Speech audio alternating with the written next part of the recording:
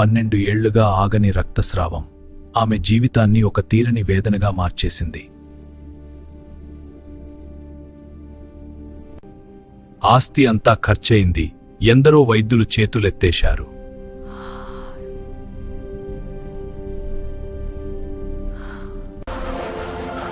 యేసు వస్తున్నాడని విన్న ఆమె గుండెల్లో ఆరిపోతున్న నిరీక్షణ మళ్లీ చిగురించింది. ఒకవైపు బలహీనత, మరోవైపు జనం ఒత్తిడి. కాని ఆమె లక్ష్యం ఒక్కటే, అది ఆయనను చేరుకోవడం. ఆయనతో మాట్లాడక్కర్లేదు, ఒక్కసారి ఆయన వస్త్రపు అంచును తాకితే చాలు.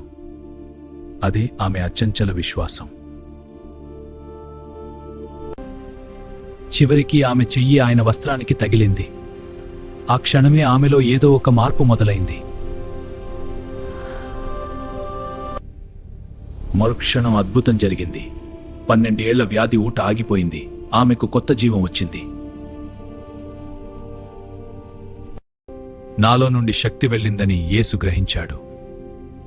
నన్ను ముట్టినదెవరు?